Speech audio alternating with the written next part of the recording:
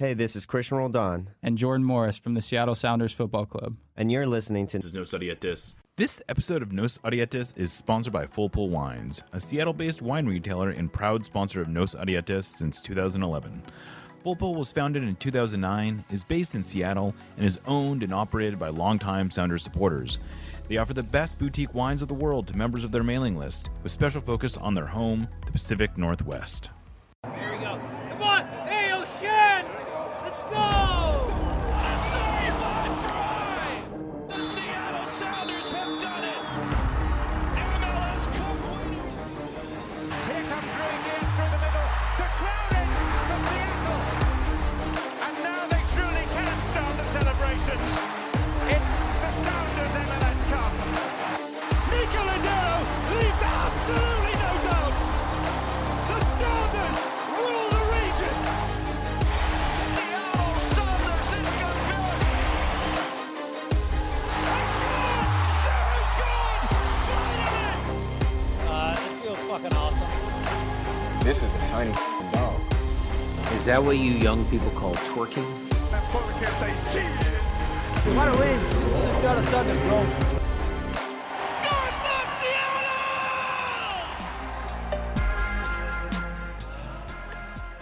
Welcome back to another episode of Nos Odietis, sponsored by Full Pull Wines. Joining me today to help preview the San Jose Earthquakes game, the game against the San Jose Earthquakes on Saturday, is Jamon Moore of Quakes Epicenter and the Aftershock. Welcome to the show, Jamon. Hey, Jeremiah. Yeah, I think I've been here, once or twice before? So At least once, maybe more. I was going to say 2 or 3 times, maybe. Well, I've had you on the Aftershock. Yeah, that's a good point. So we've kind of gone both directions. I'm not sure how many both directions we've done so far, but I appreciate the invite. Well, yeah, and in case people have forgotten, maybe this is information you don't want disclosed, but Jamon is a Pacific or a Puget Sound, a resident of the greater Seattle area. I am. I did. I moved up here 3 years ago, toward the during the pandemic, I guess, still maybe toward the end of the worst of it. And you're able to buy a house up here. Let me just put it that way. Yeah, it's a surreal thing sometimes for people in Seattle to realize that there are, in fact, more expensive places to move from. It is true. And I moved from there. Yeah, exactly.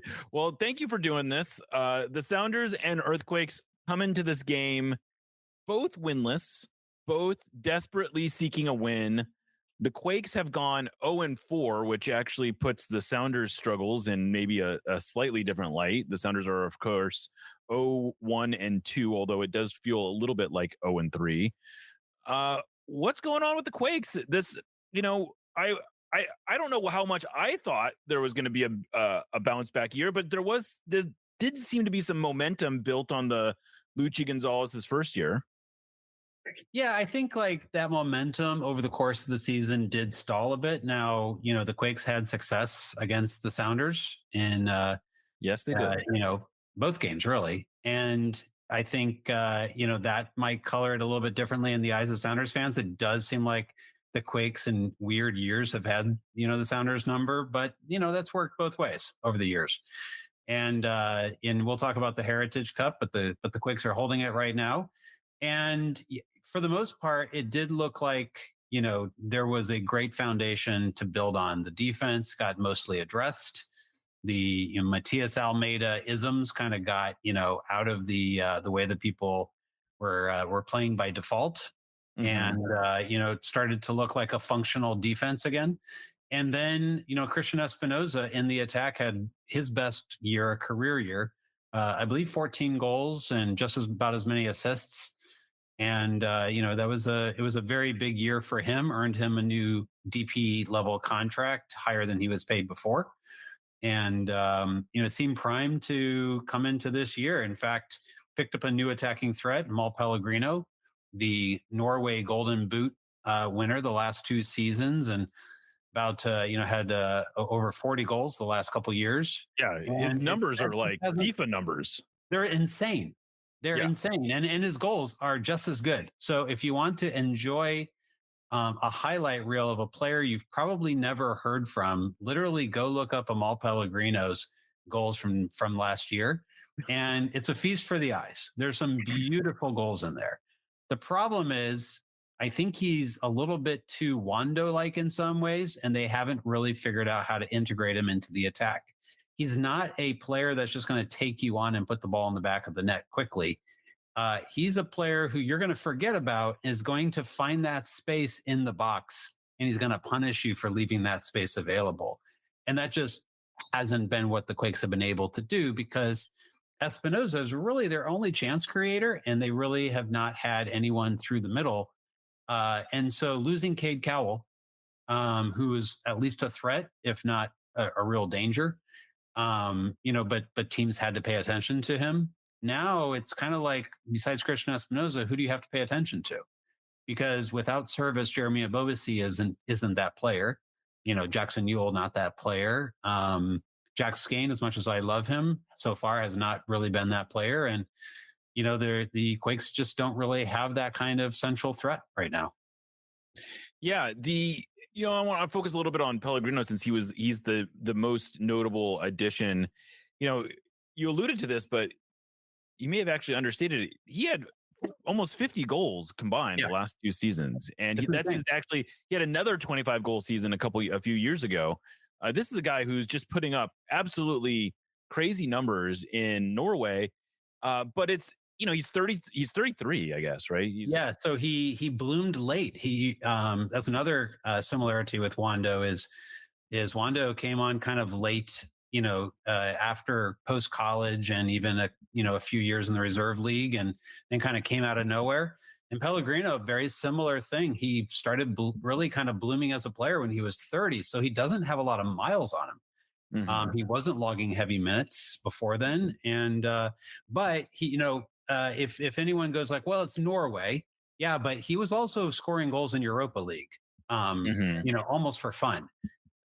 So he does score in big games and on the European stage, and it's not just in games against inferior Norwegian, I guess, opponents. Right. He has shown it on the bigger stage. Yeah. I'm looking it up now, and you're right. I mean, he had 8 goals in European competitions last year. He had 5 goals in European competitions the year before that. So, he's putting up numbers, and he's a player who plays kind of all over the field a little bit, although I guess mostly on the left wing. And on paper, it seems like the attack has the pieces that you'd want. You've got, Pellegrino on the left, you've got Bobasi in the middle, and you've got Christian Espinoza in the middle. And I guess maybe there's not a playmaker really in that group, but that, you would think you get those players on the field together, and maybe you'd expect better results than 3 goals through 4 games. Yeah, well, I mean, I think you can say the same for the Sounders attack, last year and so far this year. We'll get into that too. Yeah. But what, sometimes like the players are the right players, but for some reason it's not coming together. And, that's kind of where the Quakes find themselves this year, which is a place where the Sounders found themselves last year, right? You've got these players that are capable. They've proven it many times before, but something is just not quite clicking. And, that's where it's at right now. And so defensively, I think is probably where, though, this team looked like it like you alluded to. It seemed like they're trending in the right direction. Daniel, the goalkeeper, was one of the best shot stoppers in the league last year by I guess the metric is what, goals to or minus expected goals on target. That's right. I think the top performer in the league last year. He was on a per game basis because he was out. He missed about 1,000 minutes due to injury earlier in the season, and he played the rest of the way, I think the last 20 games of the season or so. And for those 20 games, he was the top performer in the league, and on a per game basis, he was as well. Berkey had, very good numbers as well, but he did it for a full season, and, hence why he's the goalkeeper of the year. And then, but Rodriguez was a player who had a lot of, defensive metrics, looked very good. He is a very interesting player.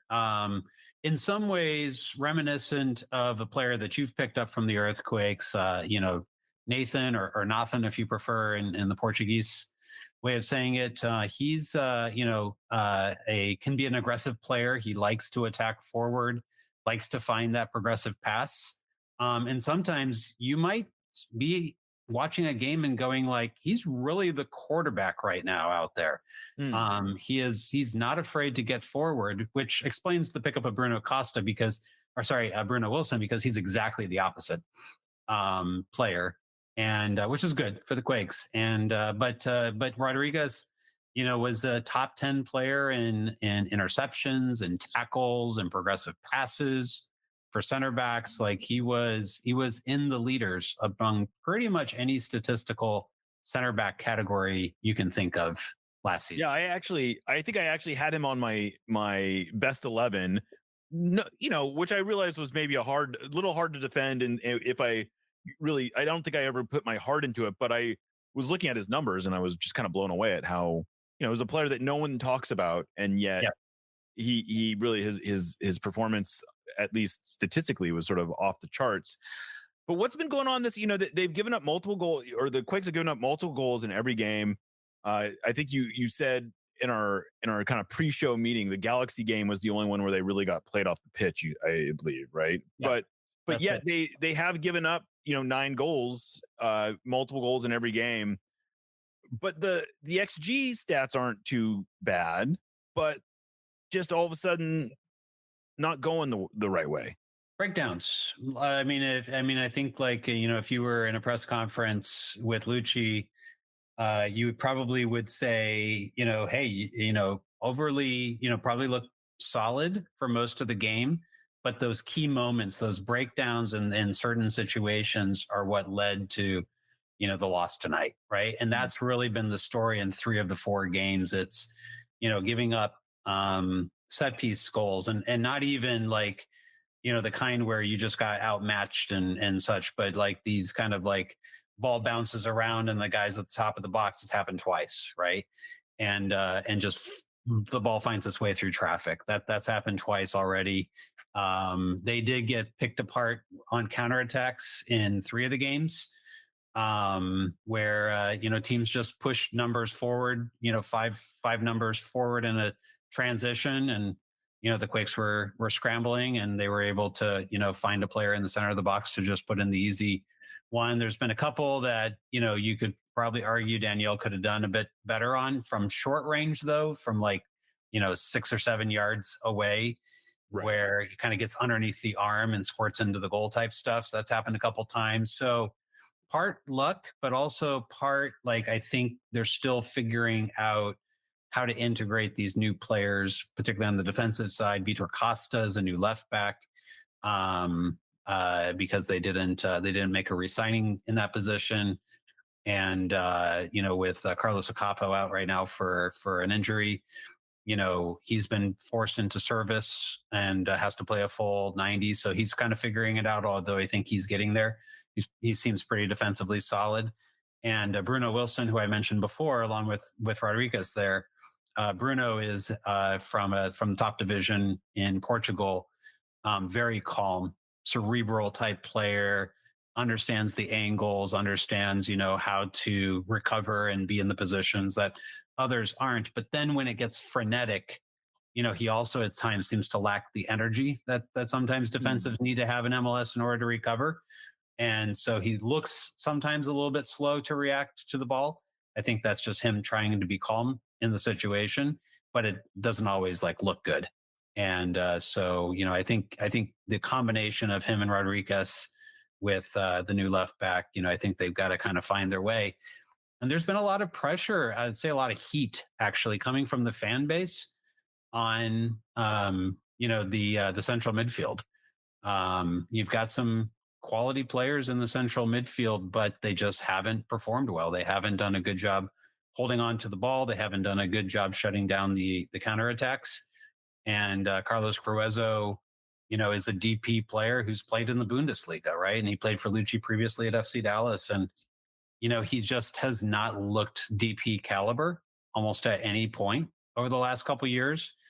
And he doesn't generate those high counting stats. He's going to take the ball off you very often kind of player. He's the kind who's going to direct you out of zone 14 and out to the wings. And, he's okay with that.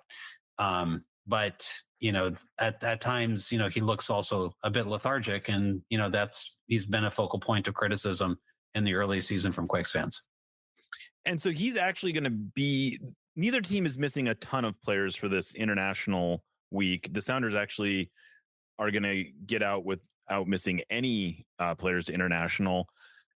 But Grueso is probably the most notable player to be missing from the Quakes.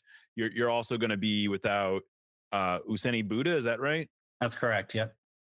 Who's a reserve player he only has 48 minutes so far. But what do they do with Grueso out? Yeah, great question. So I see them going one of two ways. So first off, one of the unheralded pickups, but I think is a very good one in the offseason, was Alfredo Morales from NYCFC. NYCFC, media that I talk to, they all love him. They say, look, he's not going to be able to give you much more than 2,000 minutes, and that would be a good number for him. But what he does give you will be high quality minutes. And I think we've seen that. He's come in off the bench, and when he's come in, he's kind of taking control of directing the offense, and he seems active off the ball, and looks like a pretty good ball winner. So I see him, potentially coming in and just starting as a lone six. I also see the opportunity to maybe look at Jackson Newell and dropping him a bit deeper and putting on a couple attackers ahead in order to try to do more in the attack, particularly being at home. So I could see any one of those things happening. I could see a double pivot with Morales and Newell. They have played double pivot a couple times, this season so far. So it could happen. It looks like they've been kind of going between playing a 4-3-3 and a 4-2-3-1. Is that? I would say that's right. And usually that's whether Morales is on the pitch or not. So if Morales comes on, it's not always for Grueso. They sometimes like to go double pivots so they can push the wingers up higher and just kind of like control the game out of that part of the pitch. And also with Rodriguez pushing forward at times with the ball. So, that's given them some dangerous looks, but it hasn't been enough, obviously, to win games yet.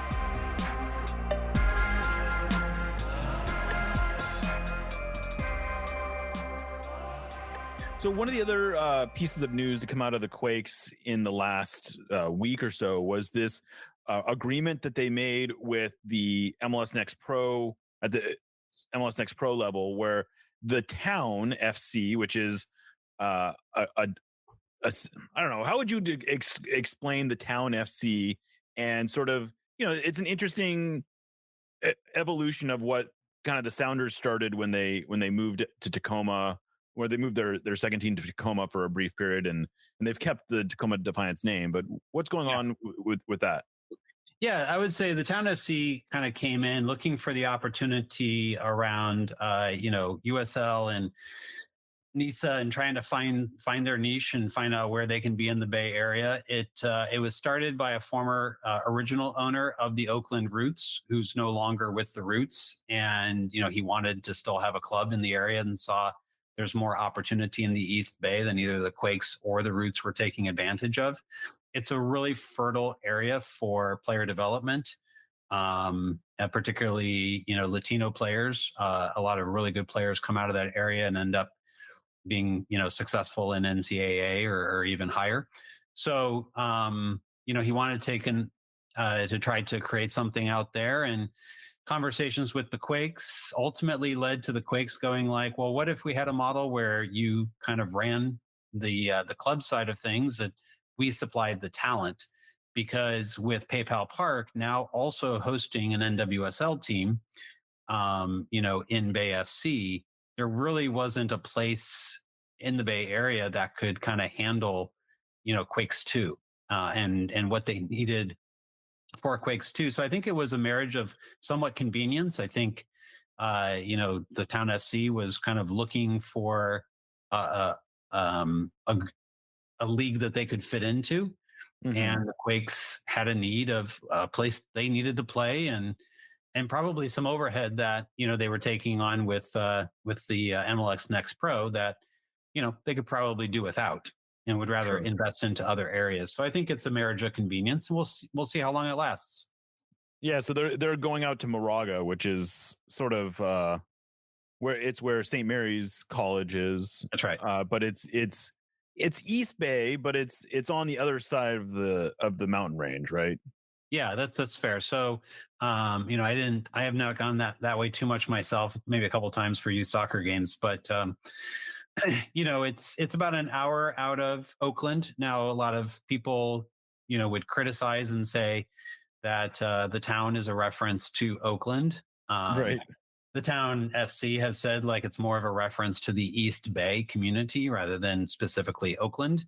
I guess you could land on either one of the sides of that fence if you wanted to argue the semantics of it. But I think it is notable that their CEO is the former Roots owner, and there's been plenty of conspiracy theories thrown out there, as you well know, and you and I have had this conversation a bit in terms of John Fisher, the Oakland Coliseum situation, the A's going over to Las Vegas. What does that mean for the Quakes? What does that mean for the Roots? Because they want access to the Coliseum site, and now the Town FC, with their relationship with the Quakes, now looks like maybe they're going to be a little underhanded here in terms of how the Coliseum deals with the Roots. Turns out that's at least not the case. There's a couple other shoes still to drop in terms of the purchase of the Raiders training facility and some of the other Coliseum business. So we'll see how all that shakes out. But for now, it looks like because the Roots just got approved to take over the Coliseum, right? That's right. The Roots got approved to be able to use the Coliseum site. I believe they're going to build a pitch out there. I don't think they're going to use the full Coliseum. I could have understood that wrong. I don't spend a lot of time. It seems like that's a big stadium for a USL team. Correct. And I think what they're really looking for is to be able to build a kind of a 5,000 seat stadium or so on the site, or, I'm not sure exactly how that's all going to work. And I don't spend a lot of time following the Roots myself, but no. I've heard that they're more interested in the land than they are the Coliseum site.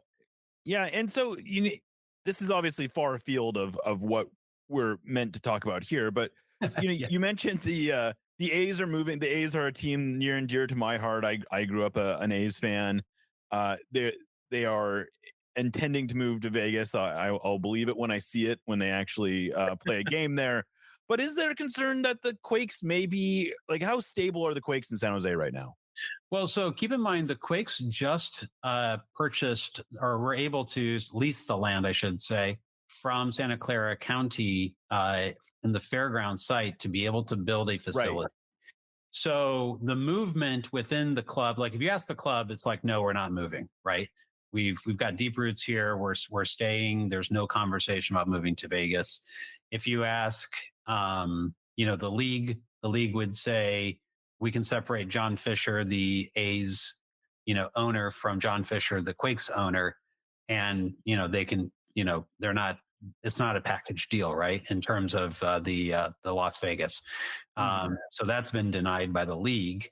And you could say, well, why would they be investing in more land in the Bay Area? Why would Fisher be looking at the Raiders training facility? Why would they be making these deals with Santa Clara County and all these things, and making these affiliations with the Town FC and potentially helping them build a small stadium somewhere and things like that? And all these investments that are going on. I know Fisher doesn't invest in players, but he does like his land.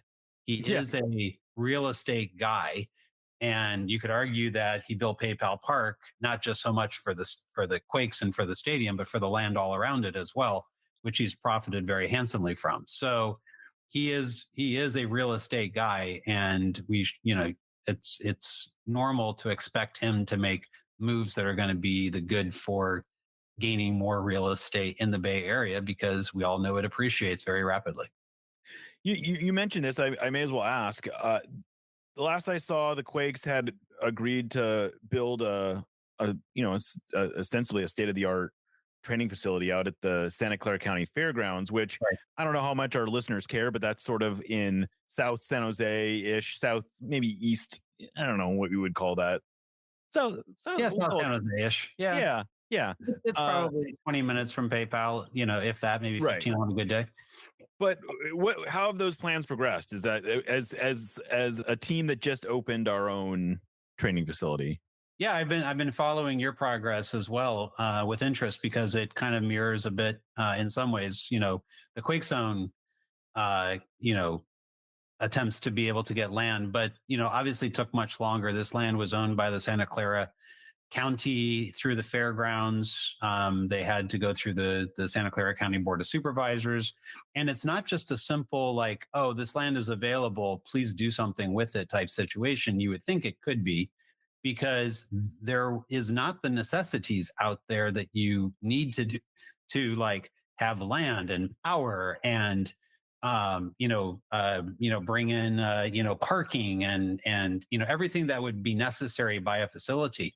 Not only that, Major League Cricket is looking to build a stadium out on this land. So this land has been an interesting topic of discussion for a long time as to what's the best way to be able to develop and utilize this land. And the county not just had to approve allowing the earthquakes to lease the land, but the county itself has to put in a very significant investment to build out the infrastructure so that the land can actually even be used. And so that's really where the hangups were at. They finally got past all of those hangups. They were able to, announce, at the site that the land was going to be developed. The first step right now is they're getting through kind of the permitting and the design process and finalizing exactly how everything's going to work in terms of the facility and the parking layouts and the field layouts and things like that. But there are fields also, for public land here that are also promised, and so they're sorting out the exact layouts and things like that. And then they expect to break ground, I believe, by next year, with the intention of the site being fully operational for the World Cup, so that it could be used not just by the Earthquakes, but by teams that are playing, at Levi Stadium in the World Cup. They want to have it as an available training ground as well for the World Cup. So, real quick, I just wanted a couple other things I wanted to hit on. One of them, we talked a little bit about the grass at PayPal Park has been sort of an infamous place, at least for the Sounders. The Sounders have, I think, had 4 or 5 significant injuries at PayPal. But it sounds like the grass is in better condition these days than it has been sometimes in the past. Is that accurate? Yeah, that's accurate. So a couple things that they discovered after building on this particular site is that the water table was much higher than other land in the area. And the type of land, for instance, on which Levi Stadium is built. You may recall that stadium when it went up at first too. I don't know if you watch much NFL, but the 49ers first year that pitch was absolutely trashed. It did not hold up, right? And so the Earthquakes also was going through the same problems at the same time. And so they've been consulting back and forth with the 49ers as to what the composition of this pitch needs to be, and also dealing with a very high water table that would hold in water during games. So not just water the pitch down, but now imagine almost like standing water in some cases. And then as the air cools in the Bay Area, you know how it is at night, it goes from pretty warm to pretty cool, and it can happen very fast. That caused a lot of problems with slippage, on the turf, and no shortage of injuries for both the Earthquakes and opponents, right? And so more recent years, they've come up with a better solution, and they're replacing the pitch on an annual basis. And so we have not seen, definitely not as much as we've seen in the past, the type of slippage that we used to see out there from players. There's a little bit more the first game of the year where it was colder, but the last game I didn't really notice any slipping at all. And so it looks like the new pitch is kind of, taking shape for the season, and, should work pretty well. It doesn't look perfect in all areas. There's some blight spots that they're trying to sort out, but in terms of it being a playable pitch, it looks much better, or plays much better than we've seen in previous years. So one of the other topics I always I feel like we go in and out of actually discussing the Heritage Cup, but it is a rivalry that, it's funny. We got an email. I actually got an email today about the Heritage Cup, and it was sort of this reminder that unlike other rivalry cups, this is not so much a rivalry cup as it is a celebration of these teams' shared past. And And so it's funny because I at least Sounders fans, and I don't know, I don't get the sense that Quakes fans think of the Heritage Cup either. Like they probably consider the Sounders a rival of some sort, but I don't know that the physical cup itself is. It certainly doesn't have the same lore as the Cascadia Cup or some of these other derbies that are around MLS. But there's a funny story in this one. The Heritage Cup at some point was actually lost. Like for several years, no one knew where it was, and it wasn't being traded between the two teams, and so there was some confusion as to where it was, who had it last. I guess at some point they lost maybe it was during COVID. I don't know exactly when it was lost, but somehow it was unclear who had it last. And there's an unsubstantiated at this point rumor as to where it was actually found. And so maybe we don't want to get into it too much, but it was found. I've seen a photo of it. It's been updated with the Quakes winning the Heritage Cup last year. I don't know. Why don't you? What is the story you heard? I don't want to present it as if with the caveat that we understand that this is still unsubstantiated. Yeah. So the Quakes and missing trophies are something that have gone together for a little bit of time. I don't know if you've ever heard this, but the 2012 Supporters Shield, is rumored to be at some ultra supporters' house on their mantle or something like that. So that the original no longer, Well, okay, so that's funny because someone just. So I didn't realize it was the Quakes that stories get confused and conflated of like, where might this be? And the supporters were blamed, but wait, are we talking about the Heritage Cup? Or are we talking about the Supporters Shield? Like there's some interesting stuff around this. The last thing that I had really heard was like, it was handed to some staffer from Seattle in a hurry as they were like running to a team bus or something like that. I don't even think the staffer appreciator knew what the trophy was. And it was all done in some sort of hurry, and somewhere in transit, the trophy got misplaced. That was the way it was kind of said to me. Okay. As the story that seemed to live on the most in terms of like what was repeated, right? A game of Chinese telephone here, or whatever the case is. I don't know, but I don't know if it's lost in that if it was true or it was not, but that's the way it was presented, right? And so all of a sudden, this trophy's misplaced. No one has any idea where it's at. Maybe it's at some supporter's house. Maybe it broke or who knows what, and just no one wants to own up to it. But we ended up in this kind of weird situation where no one quite knew where it was at, but it was assumed that the Sounders had it. And I think it turned out that in the move to the new facility, it turned out that the Sounders did have it and didn't know that they had it. But it was discovered in the process of moving. Yeah, I think that's a good way of putting it. That all sounds entirely plausible to me. I know the Sounders themselves have sort of like, look, this is not our thing, and ECS, because my understanding is sort of what happened is there was maybe a discussion, like the Sounders were given it, and the Sounders were like, well, this should be going to ECS, and ECS says, this is not our thing. We don't want the responsibility for this. And so the responsibility for it was a little unclear. Yes. In any case, it's been found. It's quite a thing to behold. If you haven't seen the actual Heritage Cup, I just tweeted out a picture of it that shows that it's been updated. So that means that it must have been found. And it's got this kind of remarkable cup at the top that is made to look like the NASL ball in honor of the shared NASL history between these two teams. And then under that, it gets a little silly. There's a drawing with a world in it that I don't quite understand. And then there's just, it's like a wood stand with the names of the winners going down it, which is fine. But it's apparently a really heavy and a really expensive trophy. It is, and it is actually very heavy, and it's so expensive that Soccer Silicon Valley, who's the group that originally commissioned the trophy to be built and paid for it from their funds, they did not want to pay for another, that it was prohibitively expensive to replace, Yeah. for a group of their size. And Soccer Silicon Valley is a, it's a key group in a lot of ways in the Bay Area in terms of soccer history. They are a linchpin group among the Earthquakes teams that have come, into the city and back out of the city again.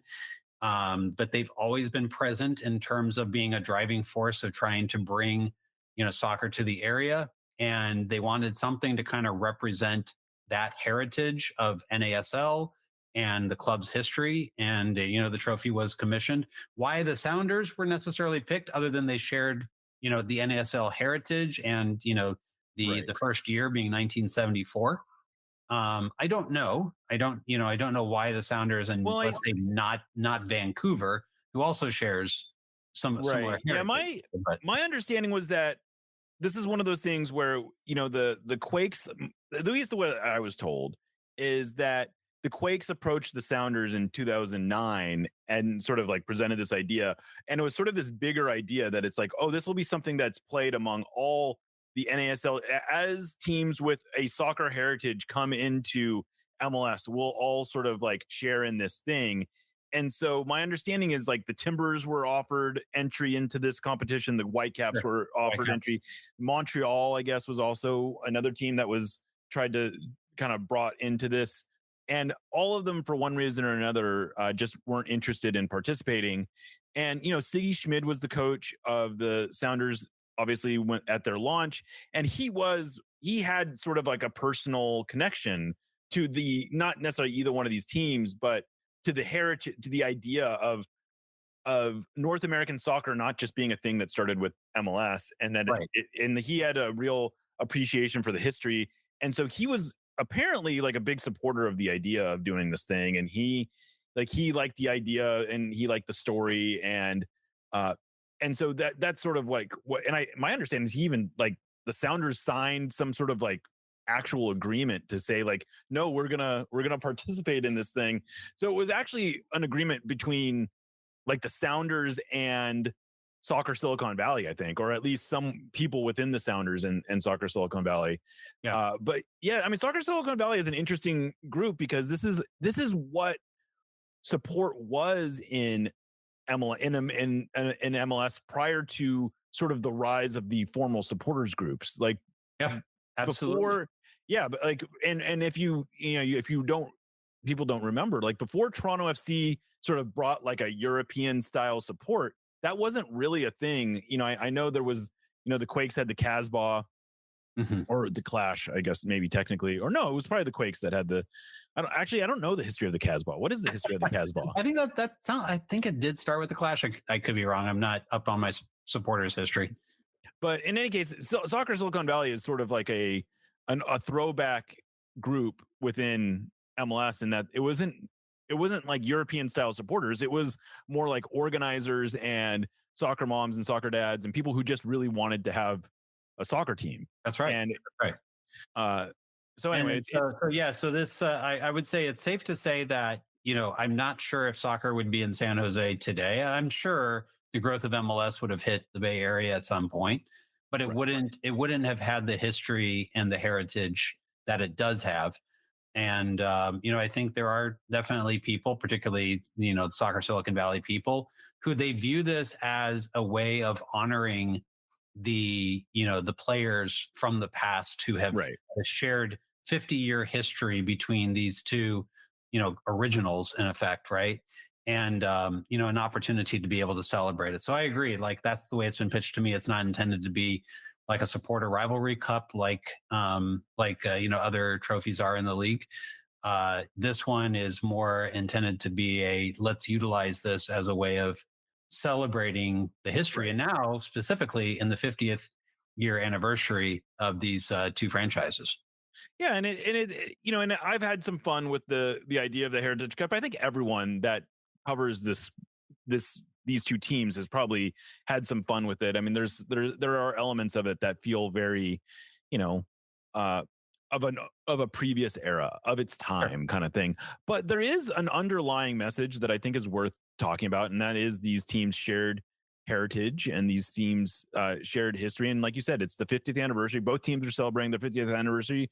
The Quakes are even using throwback kits that have the old San Jose Earthquakes logo, like from the NASL era. Are they going to be wearing? I would imagine they're going to wear them this week. I believe that it was intended to be in for these 50th anniversary games that they would be wearing them.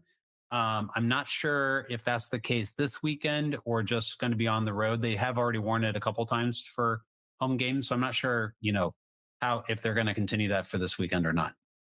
Yeah, I mean, in any case, it's kind of a fun thing to talk about, and as we get more information about this, hopefully I'll be able to share it a little bit more, because I do think it's kind of a fun story, and it's easy to sort of dismiss, but it's an important part of these teams' histories. And if you are like me and you feel like there's a legitimate line that draws the Sounders and to a degree the Quakes all the way back to 1974, it's worth talking about that line and that shared history, and whether or not the cup itself is important is maybe a little beside the point. But it's I think a good time to kind of remember that these teams do have some shared past, and it's relevant to where they are now.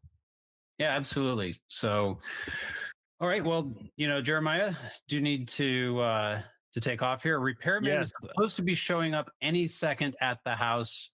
And but it's always great to talk to you. Always great to come on the show and to hit on a variety of topics today. And our shared history of the Bay Area now, and also Puget Sound, means that we've got extra stuff to talk about whenever we get together.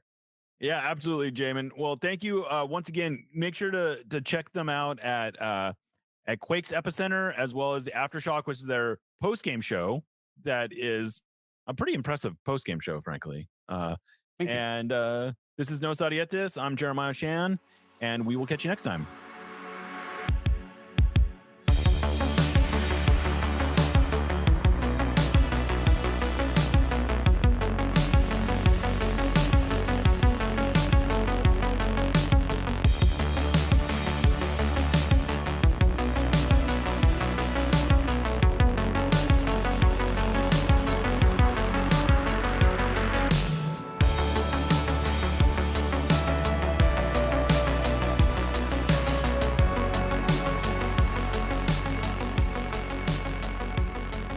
We love you. Let's win another one.